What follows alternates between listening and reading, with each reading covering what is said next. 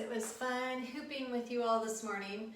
So Leslie asked me to record the little grouping that I taught, so I'm going to go ahead and do that for you now. So I'm going to record it like I taught it as a mirror image. So if you're right-handed, it'll be just like looking in the mirror.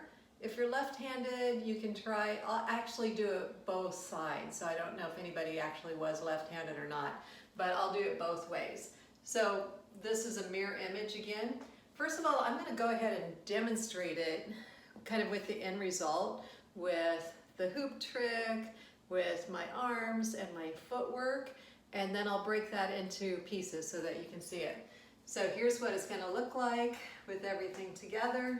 Get back far enough, like this, like that, and then we added this hinge back at the end. All right, so I'll go ahead and break that down. So here was the first thing that we did was what we do with the hoop. So we practice just spinning it around, and I'm actually spinning it towards me. So I'm spinning it towards me, and I can either do it with the fingers or I can spin it with a palm spin, where I'm just opening up the hand, putting a little pressure down into it. Then I'm going to catch the hoop by closing my hand, bringing it across the body, leading with the thumb. I'm going to flip it over behind me, bring it all the way around, and then catch it in front of me. And then we added on that we're going to release with it would be your left hand if you're right hand dominant. And then we did the hinge, which brought it across to having your hand on the inside. Then once your hand is on the inside, you can just let it rotate again. Okay, and then we also talked about that you could also just put it on your body. I'll do that one time before I add in any of the other techniques. So hand spin, grab it, bring it across the body, all the way around to the front. And then from here, I can just, when I do that hinge, take it all the way behind me and then onto the body. So that last part one more time was once I caught it with two hands, I can let go of my non-dominant hand and hinge it back onto the body.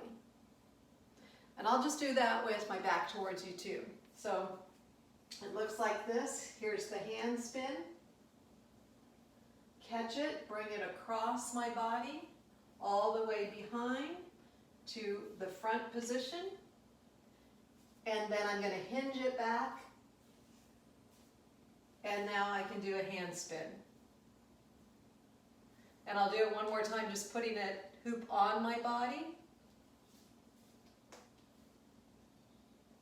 Bringing it across, all the way around. Catch it. Now I'm going to release with my non-dominant hand and put it all the way behind me and drop it down, and then I can do waist hooping.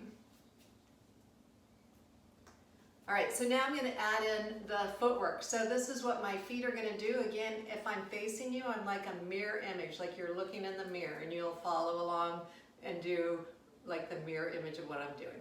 So I'm going to step to the side, and that'll be with your right foot, and then bring your foot back in. When I bring it in, I'm just tapping it next to the foot that I'm standing on. So I'm going to go side and bring it back.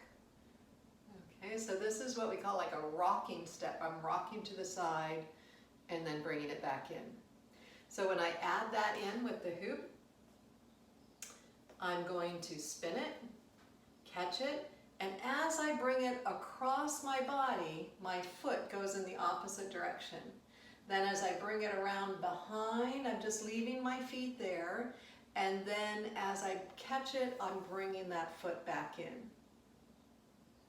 Okay, so that was the only thing that we added for footwork so far.